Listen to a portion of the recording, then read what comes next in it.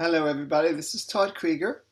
What I do is I help couples rekindle passion. I help couples heal from crises, mainly things such as betrayal and infidelity. I also do a lot of trauma work. I help individuals heal from childhood or adult trauma using EMDR, which is a wonderful trauma processing, eye movement desensitization and reprocessing. I also work a lot with relationships that are toxic and try to free them from toxicity. And sometimes I work with individuals to help free them from toxic situations, toxic families. One kind of toxicity is what I want to talk to you about today, and that is when the child parents the parent. And I see adults, I don't see children, and oftentimes I will see an adult who has a very hard time relaxing, who has a very hard time letting people be there for her or him, and that much of the time, not always, but much of the time, you could trace their childhood origins to that they didn't have a parent that was big for them, that there wasn't a parent that could regulate their own emotions in such a way that they were able to tune into the child's needs on a regular basis, much more times than they weren't tuning in. There is actually a word, attunement, that I use a lot in my therapy, in my teaching, in my couples work. Attunement is when you can respond in a way that makes the person who's having that experience feel like you see me, you get me, you notice me. And so when a parent is attuned to the child on a consistent basis, the child gets the sense that my needs matter. You're tuned into me. I feel alive. I feel real. I feel real. I think that's really the way to say that, that my inner feelings matter, my desires matter. I may not always get what I want. My mom doesn't always say yes, or my dad doesn't always say yes, but they get me. And it's okay to have wants and needs and to be a person who wants things, because all of us want things. We're wanting machines. We get up wanting. We want approval. We want love. We want connection. We want food. We want a toy. We want whatever we want. But there's a lot of wanting, and wanting is human and normal.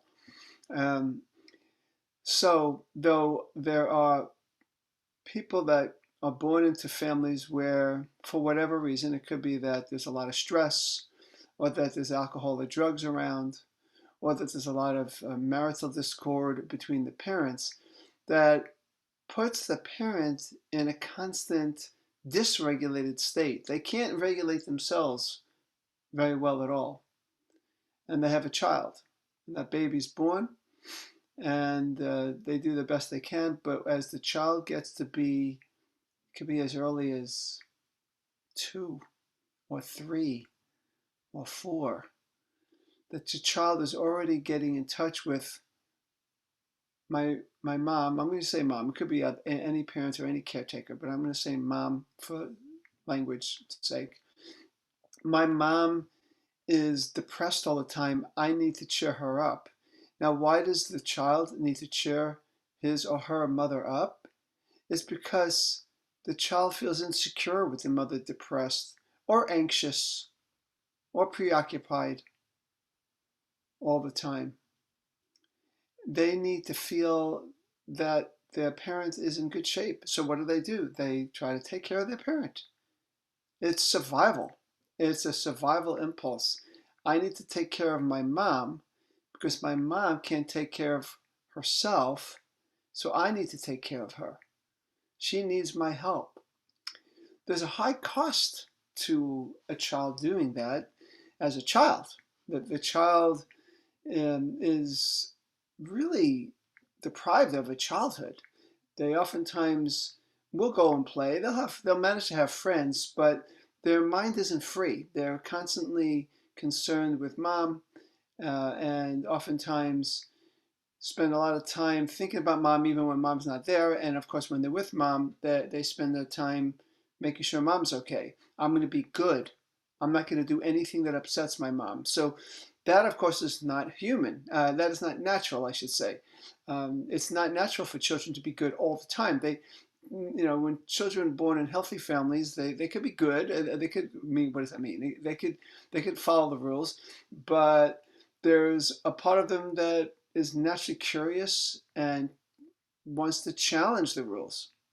But when you have a parent that needs regulating, then you don't really have the luxury of acting on those impulses, because the last thing you want to do is dysregulate your parent more. But what happens is you have to be nice, and you can't be sometimes a pain.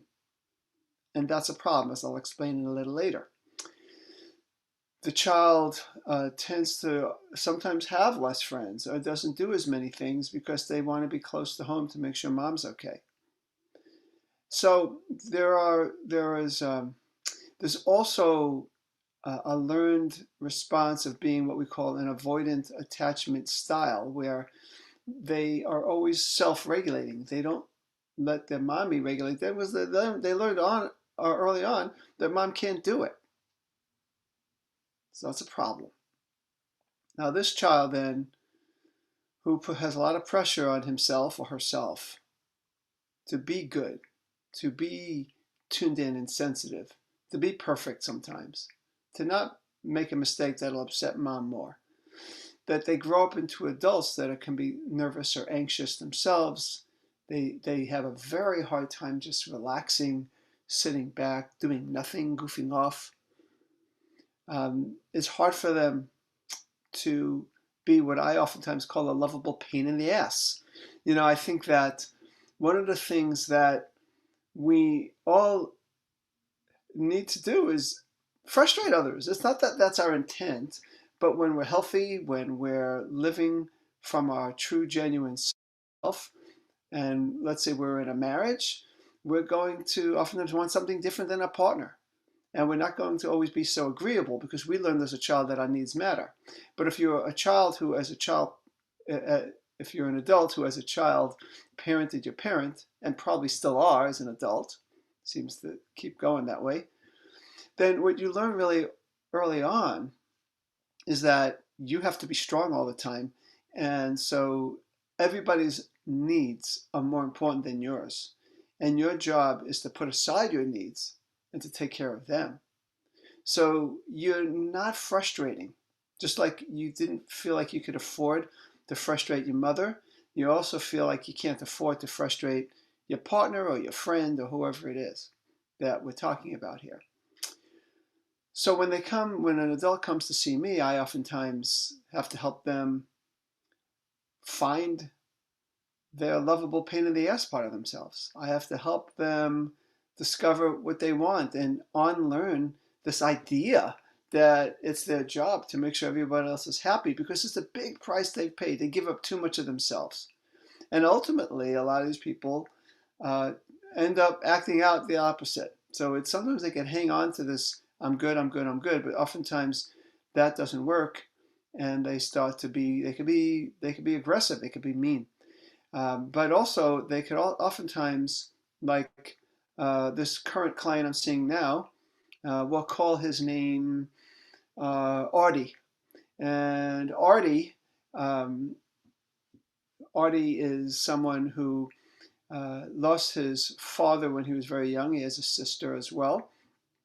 And both kids discovered soon after dad died, like he was the youngest of the two, so he was really young when his father died, that mother just couldn't handle it. Mother was depressed. Mother was anxious. Mother was overwhelmed. And so he learned how to take care of his mom, and he did a good job of it. And he grew up as an adult thinking he had to regulate other people. He tended to attract into his love life women who were needy or impulsive, that he had to regulate and manage. And yet they really weren't able to be there for him. He wasn't there for him, and he attracted people that weren't there for him. He was too busy being there for everyone else. And then his way of dealing with that stress was maybe through drinking or through pornography. But again, it was poor substitutes for learning how to allow others to be there for him. So some of the work I'm doing with him is to help him allow people to be strong for him. He can be strong for them, that's fine, but also that person needs to be strong for him. And he parallel to that is he doesn't need to always be perfect. If he's anxious, for example, and he can't perform sexually because he's always had this pressure he had to do good, then he's learning he could share. Hey, I'm having some issues. I get nervous. I mean, he could say whatever he wants, but he could say, I grew up thinking I had to regulate everybody else and make everyone else feel good. And so now I'm learning how to just be myself. And sometimes this is a symptom of me not having this pattern of just being myself. And I just need from you, more than anything else, just accept me as I am and be there for me and love me as I am. Now that's what we're working on. And that's what, if he can do that, he can do that, and he is doing that, and we're going to have him do that even more, that he's going to have what we call the corrective emotional experience, where his life isn't about parenting everybody, that he can be strong, but he could be vulnerable. I wouldn't even call that weak, but being vulnerable, letting someone be there for you, makes you stronger. If you always need someone else to soothe you, that's not fully strong. But if you never can allow someone to soothe you, that's not fully strong either. And these people who parented their parents have to unlearn this role in life, and they have to learn to be vulnerable, to practice saying, hey, I don't have my act together here. That's all right. Help me out. Accept me, love me, listen to me. This is what I need from you. And it's okay to ask for what you want. It's okay, again, to be a lovable pain in the ass, which means frustrating someone, that they need to regulate themselves sometimes. It's not always about you regulating them, and it's not all about you regulating you. Let others regulate them, and let others regulate you. That's kind of how it works. Kind of both are important. That's what's called a secure attachment style. When you could be in a relationship, it's called an earned secure attachment, when both partners in a relationship can be there for each other, and that I don't always have to be regulating myself. I could let you regulate me, and of course I could practice regulating myself too. So it's a both. It's a I and a you thing. So I just wanted to share that about how that happens.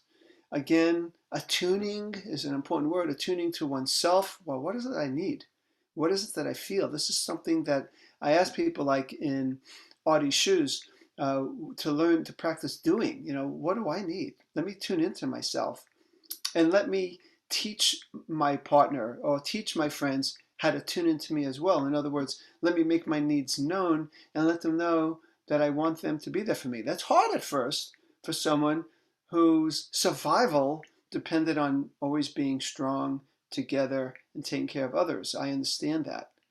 But that's really not how we're wired. And we have to oftentimes take that leap of faith and practice being both strong and vulnerable. Thanks for listening. This is Todd Creager, making the world safe for love.